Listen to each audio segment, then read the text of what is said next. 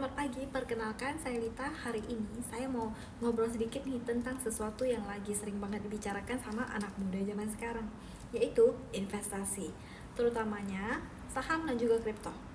Banyak dari kita masih mengira kalau investasi itu sangat rumit, padahal kalau kita pelajari pelan-pelan, ternyata itu sangat seru.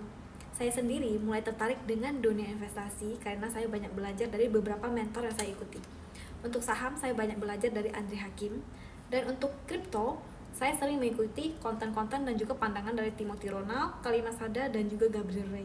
Mereka sering banget berbagi pengalaman, analisis, dan juga cara pandang yang membuat saya sadar bahwa investasi itu bukan sekedar cari untung, tapi tentang membangun masa depan yang lebih terarah. Oh iya, teman-teman tahu nggak? Menurut data dari Bursa Efek Indonesia, jumlah investor di Indonesia sudah tembus lebih dari 6 juta orang sejak Desember 2024. Bahkan lebih dari setengahnya itu adalah anak muda seperti kita loh, yaitu generasi milenial dan juga Gen Z.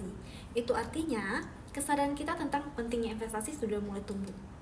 Di sisi lain, kripto juga lagi naik daun banget nih. Di tahun 2024, Bitcoin sempat menyentuh 100.000 dolar Amerika Serikat.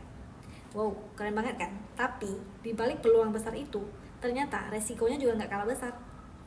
Kripto bisa naik begitu tinggi, tapi juga bisa turun drastis dalam waktu singkat. Kalian pasti penasaran kan, kenapa harga kripto bisa berubah begitu cepat?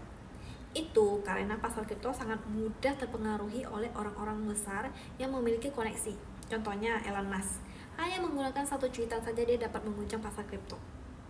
Sebagai CEO Tesla, dia berkali-kali menunjukkan betapa berpengaruhnya terhadap aset digital seperti Bitcoin, Dogecoin, dan juga Ethereum. Terutamanya dari platform media sosial X yang dulunya kita kenal sebagai Twitter. Sebagai perumpamaan, saham itu bagaikan kita menanam pohon, tumbuh pelan tapi pasti. Sedangkan kalau kripto itu bagaikan ombak di laut, berpeluang besar tapi juga bisa menghantam balik kalau kita nggak hati-hati.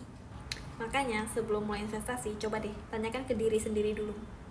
Apa sih tujuan investasiku? Kalau nanti rugi, aku siap nggak? Terus sumber informasiku ini udah bener belum? Jangan sampai kita mengikuti kata teman atau tergoda influencer yang bilang cuan cepat.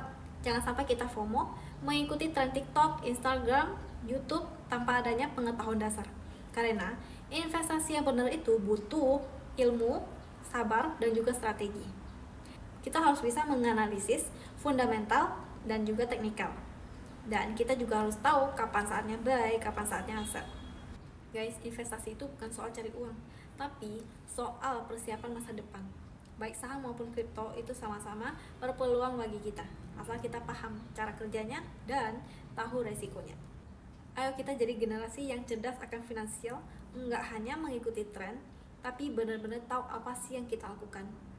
Belajar sedikit demi sedikit, jangan takut untuk bertanya atau menggali lebih dalam. Terima kasih telah mendengarkan. Semoga setelah ini kita semua bisa memulai investasi dengan lebih bijak dan lebih siap.